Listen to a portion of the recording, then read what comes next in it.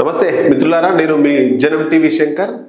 సోనియా గాంధీ తెలంగాణ రాష్ట్రం నుంచి పార్లమెంటు ఎన్నికల్లో బరిలో దిగనుందా అనేటువంటిది రాజకీయ వర్గాల్లో చర్చ నడుస్తూ ఉంది.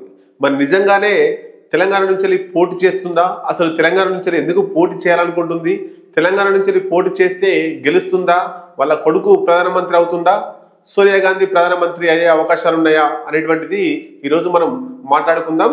మాట్లాడుకునే ముందు మీ అభిప్రాయాల్ని కామెంట్ రూపంలో తెలియజేయండి, వీడియోను షేర్ చేయండి, లైక్ చేయండి, సబ్స్క్రైబ్ చేసే ప్రయత్నం కూడా చేయండి. అయితే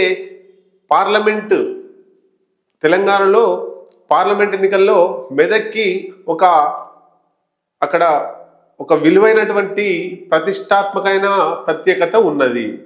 గతంలో ఇందిరాగాంధీ ఇక్కడి నుంచి పోటీ చేసి మెదక్ నుంచి పోటీ చేసి గెలిచి ప్రధానమంత్రి అయినటువంటి సన్నివేశాలు కూడా మనకు తెలుసు. అయితే అదే ఇన్స్పిరేషన్గా తీసుకొని టీపీసీసీ ఇక్కడ ఉన్నటువంటి నేతలు సోనియా గాంధీని తెలంగాణ రాష్ట్రం మెదక్ పార్లమెంటు నియోజకవర్గం నుంచి పోటీలే దింపే అవకాశాలు మనకు కనబడతా ఉన్నాయి. మరి ఎందుకు సోనియా గాంధీ తెలంగాణకు రావాలంటే, ఇక్కడ గతంలో మెదక్ పార్లమెంట్ నుంచి ఇందిరాగాంధీ పోటీ చేసింది, ప్రధానమంత్రి అయింది. 1980లో మెదక్ పార్లమెంట్ నుంచి INC Indian national Congress party నుంచి ఆమె పోటీ చేసింది, ఇందిరాగాంధీ గెలిచింది. అప్పుడున్నటువంటి ఏపీ కాంగ్రెస్ ఫోర్స్ చేసింది, ఆంధ్రప్రదేశ్ కాంగ్రెస్ పార్టీ ఫోర్స్ చేసి మెదక్ నుంచి పోటీ చేపించింది ఇందిరాగాంధీని. అయితే ఆ పోటీ చేయడం వల్ల ఎన్నికల్లో గెలిచింది, ప్రధానమంత్రి అయింది. కావడం వల్ల అక్కడ అభివృద్ధి కార్యక్రమాలు బాగా జరిగినాయి, అట్లాగే పరిశ్రమలు అభివృద్ధి జరిగినాయి, చాలా డెవలప్మెంట్, అన్ని రంగాల్లో డెవలప్మెంట్ అయింది. ఇప్పుడున్నటువంటి బిహెచ్ఈఎల్ కావచ్చు, ఐడిపిఎల్ కావచ్చు, ఈ కంపెనీలు కూడా ఇందిరాగాంధీ పీరియడ్లోనే అక్కడ స్థాపించబడినాయి. అట్లాగే ఈ పటాన్ చెరువు కావచ్చు, బొల్లారం కావచ్చు, ఇవన్నీ కూడా పారిశ్రామిక అభివృద్ధి చెందింది, పరిశ్రమలు తెచ్చింది ఇందిరాగాంధీ. అక్కడ పోటీ చేయడం వల్ల, ఆమె గెలవడం వల్ల ఈ పరిశ్రమలన్నీ వచ్చినాయి. పారిశ్రామికంగా అభివృద్ధి జరిగింది ఇందిరాగాంధీ వలన అనేటువంటిది ఇది అందరికీ తెలుసు.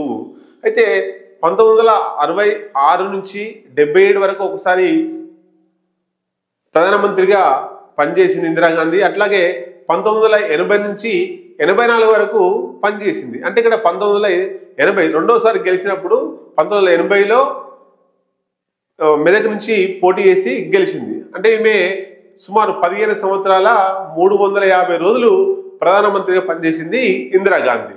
అంటే సోనియా గాంధీని కూడా తెలంగాణ రాష్ట్రం నుంచి పోటీ చేయించడం వల్ల మెదక్ నుంచి ఖచ్చితంగా గెలుస్తుంది.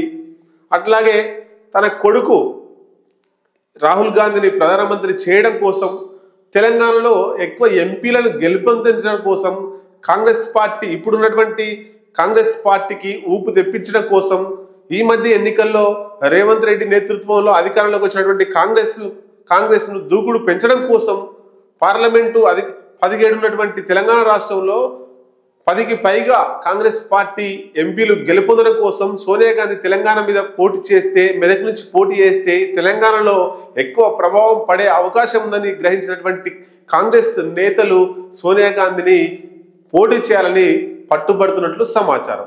ఇది ఇలా ఉండగా మరి సోనియా గాంధీ నిజంగా కాంగ్రెస్ పార్టీ అభ్యర్థిగా మెదక్ నుంచి పోటీ చేస్తుందా, లేదా ఆమె సొంత నియోజకవర్గం అనేటువంటి వేరే రాష్ట్రంలో అక్కడి నుండి పోటీ చేస్తున్నటువంటిది ఆమె నిర్ణయం మీద ఆధారపడి ఉంటుంది. మొత్తం మీద ఆమె పోటీ చేస్తే గెలిచే అవకాశాలు కనబడతా ఉన్నాయి, అట్లాగే డెవలప్ అయ్యే అవకాశాలు కూడా ఉన్నాయి. ఇది మన రాబోయే కాలంలో ఆమె నిజంగా పోటీ చేస్తుందా చేయదనేటువంటిది చూడాల్సిందే.